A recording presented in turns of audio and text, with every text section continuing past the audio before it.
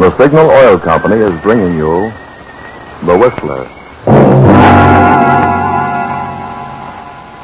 Today we will tell you a tale of avarice and greed, the awful price John Hendricks paid for selling his soul to the devil. The story of Death Demands a Payment. But first, if you'll bear with me for a moment, I'd like to make a suggestion about your car, because right now it's a very valuable possession, one you won't be able to replace until 6 months or a year after the war. Keeping your present car running is dependent on current lubrication, more so than most people realize. When you leave your car anywhere handy and just say, grease it, you're likely to find later that certain hard-to-find lubrication points have been missed. And in these times, even minor repairs can lay a car up for days. If lubrication fails on parts you can't repair or replace, then you're really out of luck. Doesn't seem worth that much worry, does it? Especially when getting acquainted with a convenient Signal dealer can relieve you of it. He knows his stuff, uses the auto manufacturer's own lubrication chart in taking care of your car. In fact, checks every lubrication point twice. You see, he's not just an attendant, but an independent businessman in his community, with a genuine interest in keeping his customers' cars in service. I think you'd find it pleasant and profitable to have him count you as one of his regulars. So stop by next week for a really correct lubrication job, or anything else on which your Signal dealer can help you out. I believe you'll thank me for the tip. And now?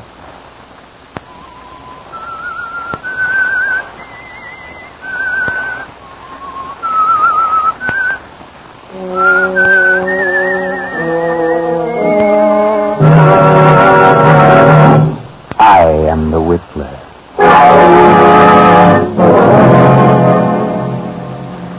And I know many things, for I walk by night. I know many strange tales, many secrets, hidden in the hearts of men and women who have stepped into the shadows. Yes, I know the nameless terrors of which they dare not speak. A huge, sprawling stone structure, surrounded by high gray walls, appears against the storm-lashed, lightning-streaked night sky. The state penitentiary. In a cell in this dismal building sit two men. One is John Hendricks, a man of 60, a lifer, sentenced 10 years ago for the murder of his wife and stepsons. Murdered Martha and her simple-minded son for the $10,000 she kept hidden in the big house on the outskirts of town. John's cellmate is one Bill Smith, otherwise known as number 1014. Bill has changed in the 5 years he's been here. He's decided to go straight, if he ever gets out. Bill Smith started reading here, reading philosophy and so forth. Bill Smith has changed, but John Hendricks hasn't changed. Not Hendricks, because he has a plan. He has a clever plan in mind. Well, all I gotta say, Bill, is that I think you're crazy not to make the try with me. It's a matter of opinion, Hendricks. It's all fixed. Not a chance of a slip-up. Yeah. Don't tell me you got the break fixed with the ward. What difference does it make who it is, so long as the whole thing is set? Hendricks, I think you're nuts. Stir crazy. Yeah? Well, I'm getting out of this place. I got a reason, a good reason. I got something waiting for me outside. Something that belongs to me. I'm the only one that knows where it is. And I'm getting out of here. You're in here for a long time, Bill. If you don't want to make the try with me, you can stay and rot. Suppose you do find this money hidden away in the old lady's estate. What good of it did you? You killed her and her stepson to get it, didn't you? I did not. I didn't kill anybody. Say you did. That ain't true. But I know where the money is. Okay. You can break out. You can have the money, but, well, I've done a lot of thinking and reading since I've been here. Yeah. You've gone soft. Maybe so. But this much I do know. If I ever do get out, I'll do things differently. Yeah. A lot different. You just got religion. I get exactly what's coming to me. And believe me, Hendricks, so will you. If you break out, they'll have your back one way or another. Watch and see. Well, I'm going, so you watch and see. Just watch.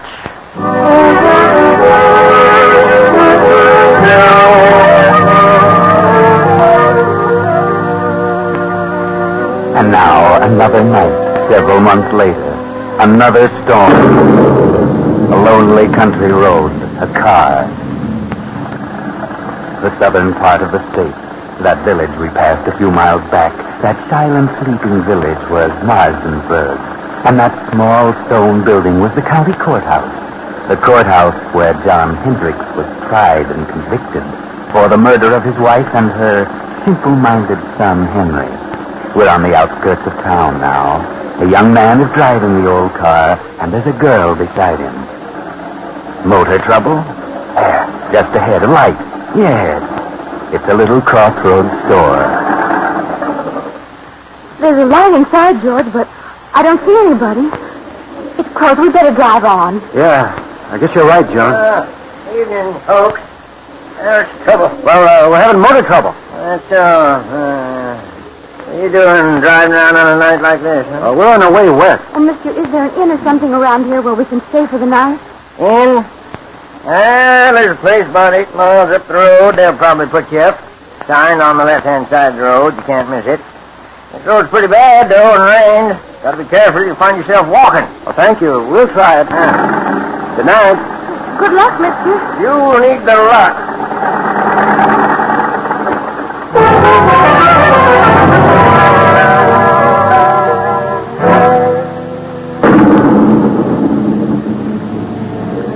The storm is increasing now.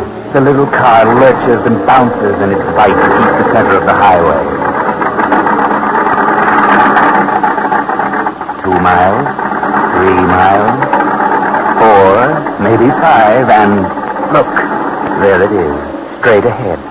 On the right side of the road, a blue light. That's it. Wait, George. Did the old man say on the right side or the left side of the road? Oh, George, what's wrong? I don't know. The distributor must have gotten wet. George, What? that blue light we saw. It's gone. Where is it? Oh, we must have passed it. Oh, we couldn't have. I was looking right at it. It seems as though it just disappeared into thin air. Well, I better turn in here. This motor won't last much longer. Oh, I guess so. I can't see a thing, can you? Oh, it's certainly a desolate-looking place. There must be a house back in there. Oh, there it is. There's the driveway, 20 feet ahead. Yeah. Well, this motor's about to conk out. We better drive in and see what we can find. Yes. Drive in, George. You'll find something. That's right. Through the gate. Make the curve. Hurry. There goes your motor. A little more. Now. Oh, we just made it. Thank heaven. Yes. That's right. Always thank heaven at a time like this. All right. Get out and go up on the porch. Let me help you, John. Well, I'm all right. What do we do with the bags? We'll leave them here until we find out if there's anyone here. Come on.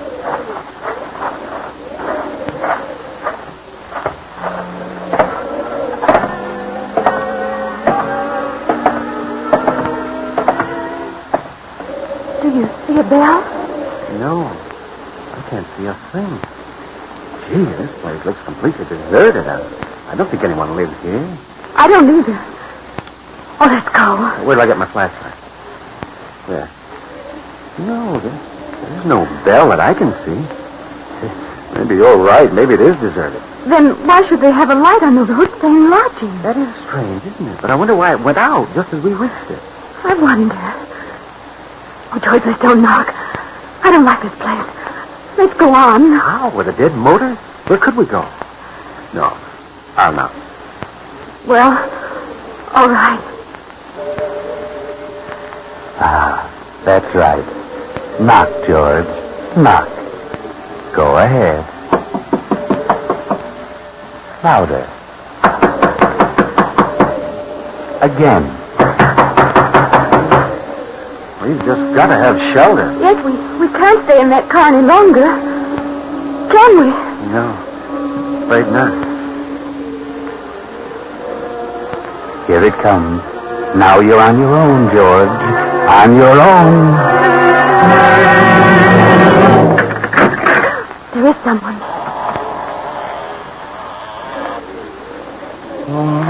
Oh, Good evening. what evening? Well, our car... Yes, our car's stalled and... We can't go any farther, and it's such a terrible night out that we thought we could stop here for the evening. Stop here. Why, yes, we saw your light and... Light? What light? Well, the blue neon out in front. There is no light. Have you a room? Yes, there is a room. Well, could we come in? I mean, well, it's awfully wet out here. You may come in, if you wish. Oh, thank you. Gee, it's quite a relief. We were afraid you'd closed up for the night, especially when all the lights were out. Are the lights out? Yes, you see. Huh? Of course the lights are out. Oh, I didn't know. You do take tourists. Do we? Well, yes, that's what they told us. Who told you? There's a man. The old man at the little store back at the crossroad told us. Little store? Yes, at the crossroad about 5 miles back. You know where the crossroad is. There is no store at the crossroad. There isn't? No. Oh, I see. Well, look, madam, would you mind turning on the lights? I can't see a thing. We have no light here. No light? Give me a flashlight, Joan. She means there's no electricity here. No, there is no light here. Throw the flash around. There must be a lamp. No, don't make a light. We see well in the dark. We? Who's we? Is there someone else in the house? My son. Oh, well, he's gone to bed. He's standing beside you. Beside who? You. Son. Yes, Mother? Oh, Give me that flash. you've got it. Yeah.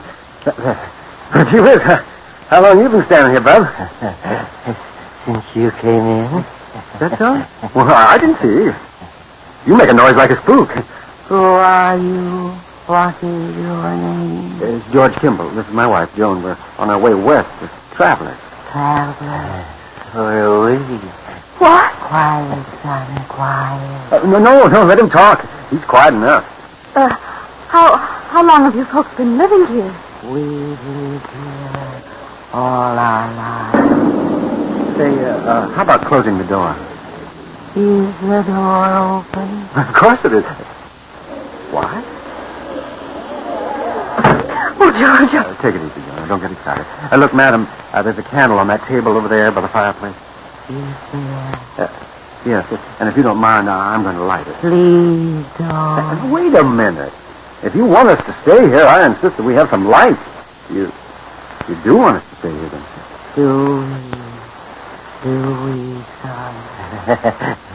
Yes, Mother. What are you looking at me for? Yes, Mother. Without lying. Yes, Mother. Oh, George, let's go. I don't want to stay here tonight. This place doesn't look good to me. There has been no good here for many years. See what I mean, George? I don't get it. You don't seem to want us, and yet your son does. How do you make any money that way? We don't make money. You don't? You mean you haven't had any guests lately? No. Not for many years. Well, can't expect any if you act like this. But we do expect a guest. Don't we, son? Yes, Mother. He certainly has a surprise coming. Yes, he has. How many rooms have you? There are many rooms, but only one. Only one? Oh, now that doesn't make sense. Well, what do you mean? Only one for guests. Well, you mean only one equipped? Here. Well, then, if you've got a reserve for this guest you expect, what are we going to do? There is an inn farther along the road. They have rooms. They will take you. It will be best. All right. Yes, but our distributor got wet, so the car won't even run. Where is your car? It's right there at the foot of the steps. I see no car. You do? Why, it's standing right there. George, where is it? It's gone. Holy smoke, it is gone. Where and how? I didn't hear a sound. Oh, it must have rolled ahead. Throw your light around. It's not a sound. Say, What goes on here? Son, yes, Mother. You moved the car. Yes, Mother. Why? Him. I understand, son. I understand. Hey, now, wait a minute. Your son moved it? Well, how could he? The motor won't run, and even if he would. Well, we didn't hear sound. No sound. How'd you move it? I don't know. It's a fine thing. Here we are in a place where they don't want us and no way of leaving. Well, you've got us on your hands now. You have to make the best of it. Oh, no, George. We'll leave. Oh, nonsense. This is all silly. Now, come on. Let's have some light and cut the monkey business. Son, what have we decided? Yes, Mother. We've decided, yes. Very well, if you wish. If you wish, you may stay. Stay Until when? All night? yes, Mother. If you wish. Well, that's better. Now, that's more like it. Now, I like this camp. There we are. George, look. Well, I'll be. Look at the dust and the cobwebs. This place looks deserted. Looks like an old cellar. Well, how about the room? Do we get it or the guest you're expecting? There is another room that will do, perhaps. Well, could we see it? Uh-huh. By the way, how much do you charge? We charge nothing. You charge nothing? Nothing. Sounds silly, but it's a break for us. We were running short anyway. Let's see the room. Very well. It is upstairs. After you, ma'am? No, you go first. Very well. Come on, John. Bring that other can. Come, son, follow me. Yes, Mother.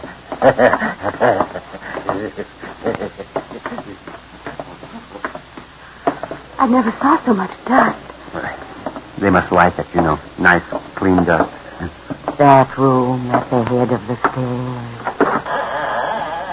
Why, this room's well furnished. Is this the room reserved for your expected guest? No, But you said you only had one room furnished. Who sleeps here? this is my room. Was your room? I stay here now. Oh, I see. Or do I? Well, it's a nice soft bed. It was always comfortable. We leave you now. Come, son, we must leave them alone now. Yes, sir. Leave them alone. Good night. Good night. You will lock your door. Huh? Oh, yes. We'll lock it. Goodbye. Did she say good night? Or goodbye? I don't know. I thought she said... She did say goodbye. Golly, what a screwy outfit. Oh, boy, I wish we hadn't had car trouble. That's what we get for trying to drive in the rain. How much money have we left? Not very much. Just enough to get to Los Angeles. That's the way I figure. But once we get there, I know there'll be a job for me. We'll make it. Don't you worry. You'll see me in a nice job in Hollywood. I'm not worried about seeing you in Hollywood. No? No. I'm just worried about seeing you in the morning.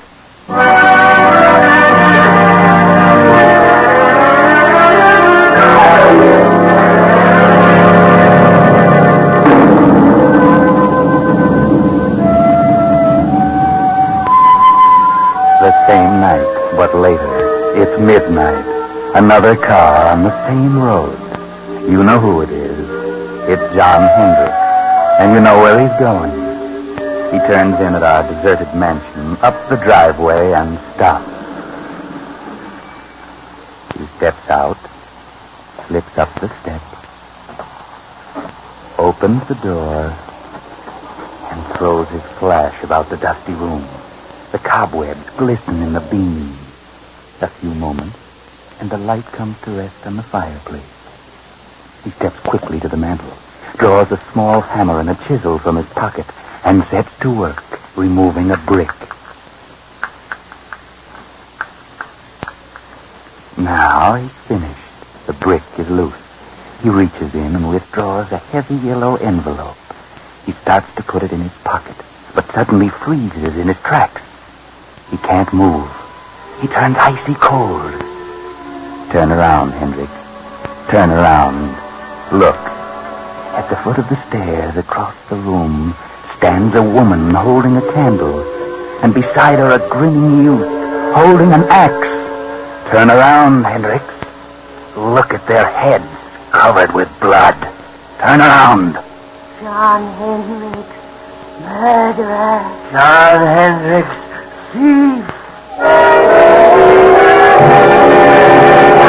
Martha. Yes, John. Henry? Yes, John. No. We'll come for you, John. The same way you came for us. No. I've been waiting for you, John. He knew you'd come back for the money. No, We've been waiting.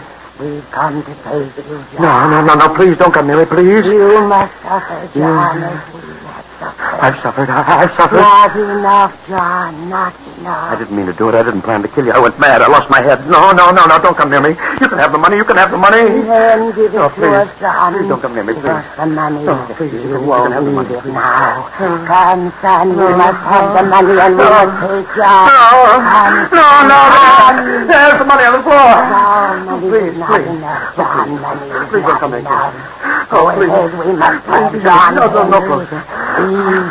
My head.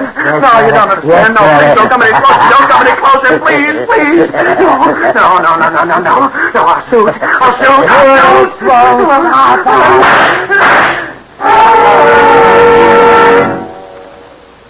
Oh, good Lord, George. What was that? I heard a scream. It's downstairs. So did I. In short. I'll open the door. It must have been downstairs. I don't see a thing. Here's a flashlight. Great Scott. Look. A man down there on the floor. Come on.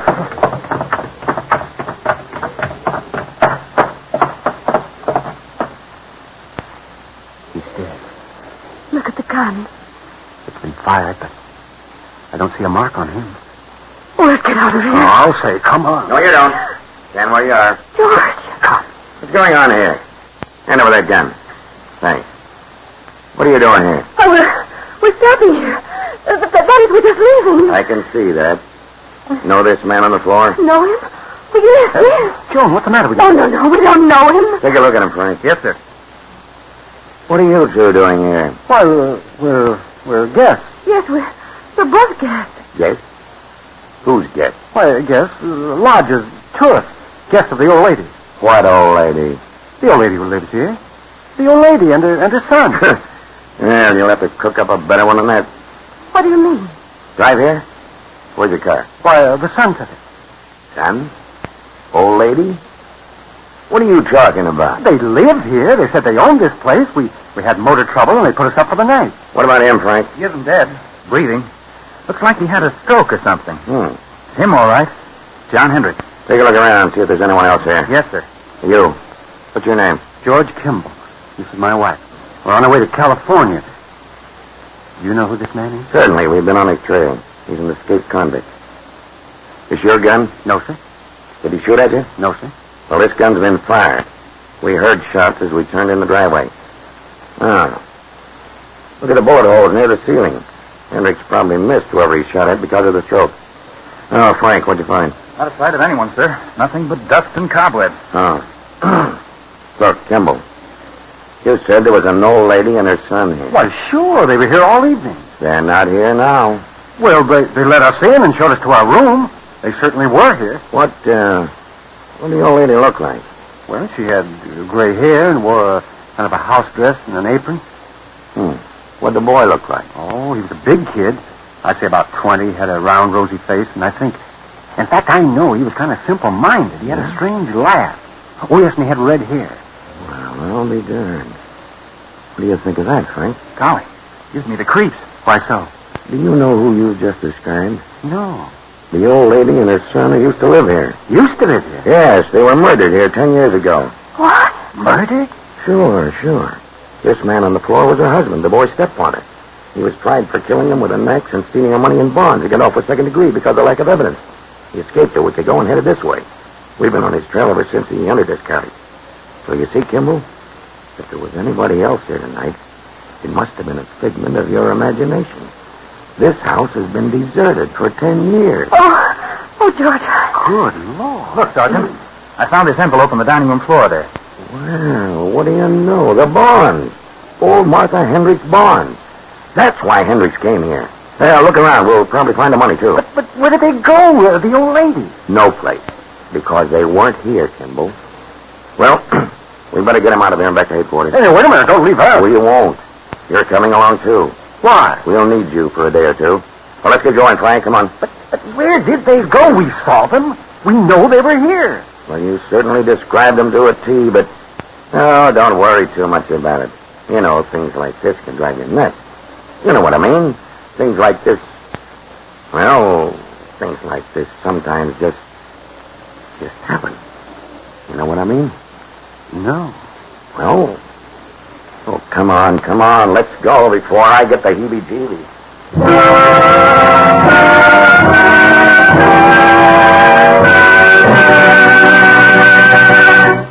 The Whistler will finish his strange tale in just a moment. While we're waiting for his explanation, here's an interesting statement from a military expert about the gasoline we're all doing without. If you've been to several gas stations and found them out, you'll appreciate it. This military authority says, quote, "We're fighting a war of engines.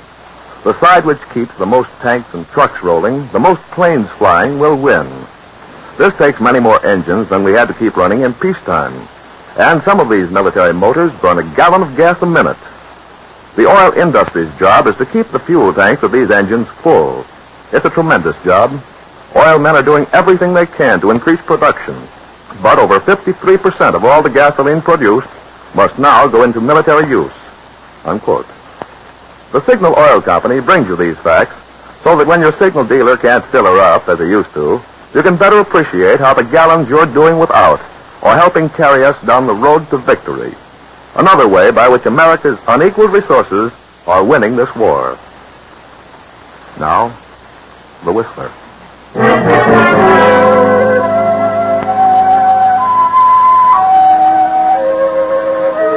What was it the officer said?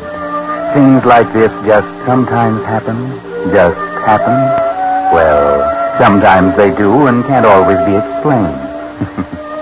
But not this time. Oh, no, not this time. This can be explained. Remember John Hendrick's cellmate, Bill Smith, number 1014? He can explain. He knows all about it because he planned it. Yes, he had learned all the dope from Hendricks, and he sent his pals, the phony spooks, to get the money when Hendricks recovered it. You see, he didn't want to hurt John. He wanted to scare him out of it. Remember? Bill, 1014, said he had changed. He said he'd never do things the way he'd done them before. And he didn't. But he hadn't changed. I know.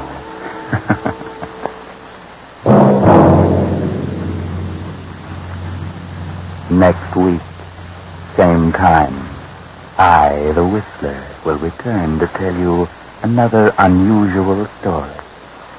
Good night.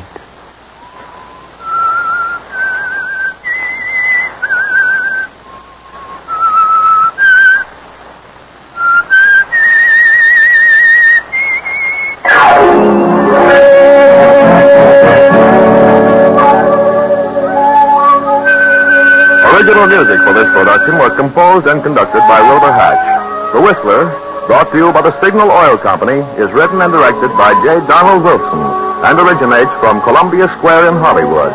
Bill Pennell speaking. This is the Columbia Broadcasting System.